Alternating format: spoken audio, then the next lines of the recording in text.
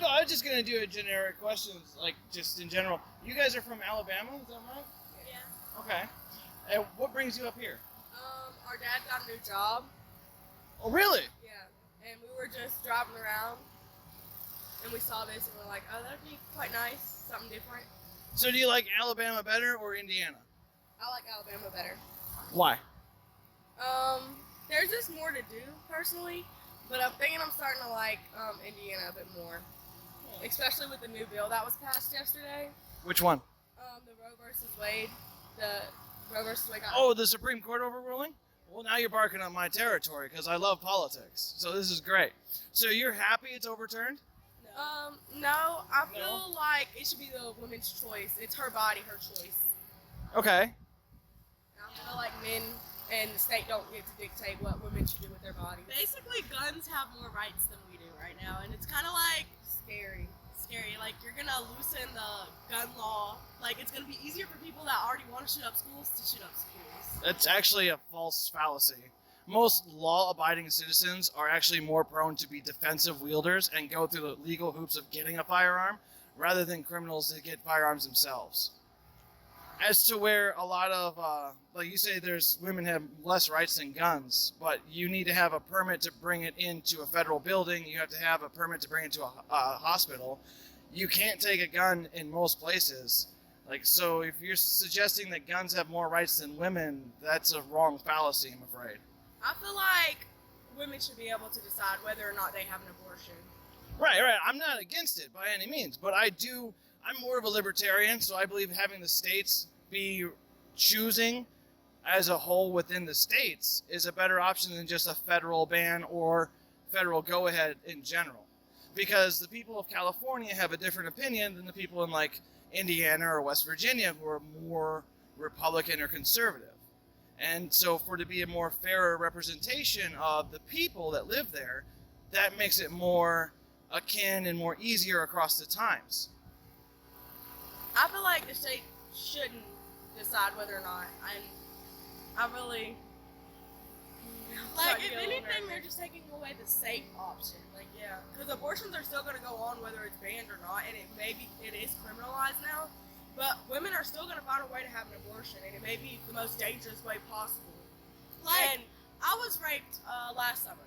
I'm sorry. If I were to get pregnant, now I would have to keep the baby if I didn't want to. In some states. Like, I would be forced. Like, I can't go to an adoption center if I'm legally financial at my age, 16, and say, I want to adopt a baby. Because legally, I can't adopt a baby because I'm not financially stable, I'm not mentally stable. Emotionally stable. I won't be able to support a good home for the baby. I'm mentally stable, but it's gonna be part of the argument.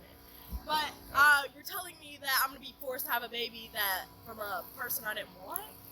So that is where a lot of the state fallacies and like a lot of media corrupts the narrative.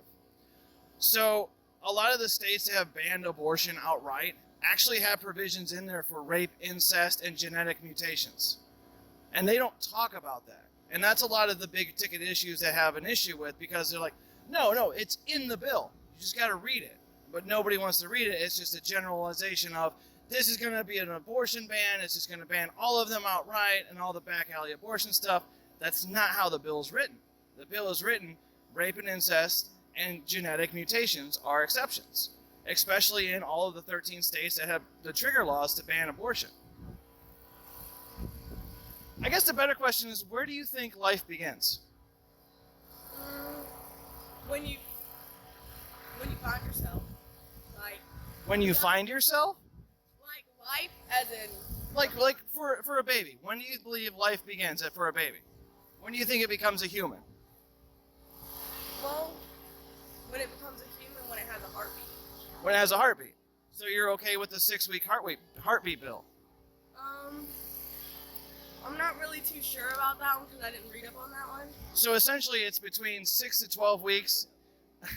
Between 6 and 12 weeks, it's no longer viable to kill a baby after that 6 to 12 weeks because it's considered fully grown or fully developed. But I think the biggest issue comes down to viability. Like if say the child is 5 months in, why abort it? It can live outside the womb. Okay, well, my mom over there, she didn't know that she was pregnant with us until it was far along. Her body physically cannot handle it. She didn't know she was pregnant because she was on birth control, the depot shot. So she really shouldn't have been pregnant in the first place. But because the doctors messed up and gave her an expired birth control shot, we came into play, and she didn't know that she was pregnant because she has really like chronic back pain. So she thought it was just that. And she didn't know she was pregnant until what? How long were you? 13 and a half weeks. Yeah, until that's when she knew. And if she decided to, I feel like it's still her choice. Even though she's my mother, I feel like if she would have done anything different, like having a baby, she can't, her body can't do that. Right. It could literally kill her. Right.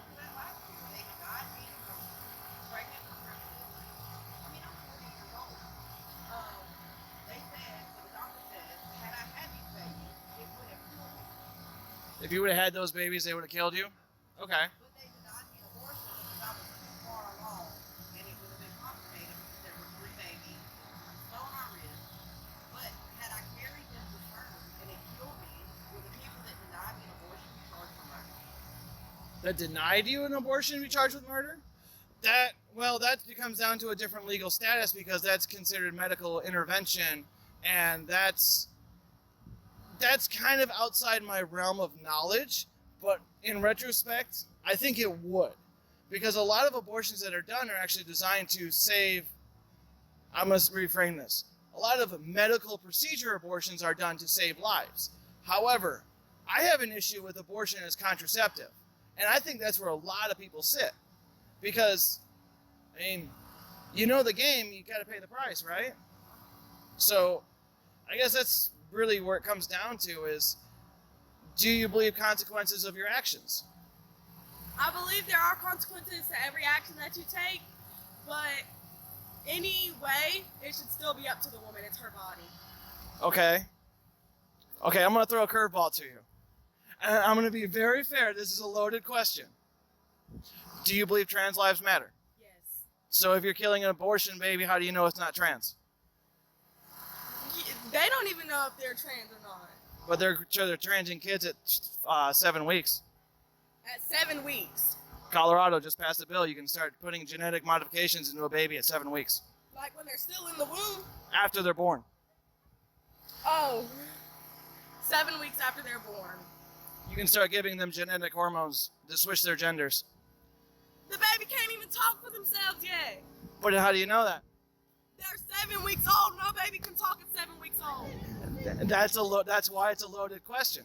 Because I'm saying, like, if the baby doesn't know if it's trans, and then the baby's in the womb, how does it know it's not trans? It's the woman making the decisions for the baby. The baby's brain isn't fully there yet. You're preaching to the choir at this point. Like, there's so many different rules and regs out there, it's ridiculous. But it looks like you guys are ready to start walking again. I thank you so much for having an interview. And from Alabama all the way up here. Well, I hope you enjoy Indiana.